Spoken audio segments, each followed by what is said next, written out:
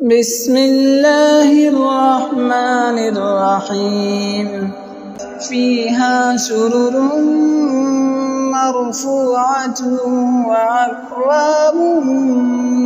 موضوعة ونمارق مصفوفة وزرابي مبثوثة أفلا ينظرون إلى الإبل كيف خلقت وإلى السماء كيف رفعت وإلى الجبال كيف نصبت وإلى الأرض كيف سطحت فذكر إنما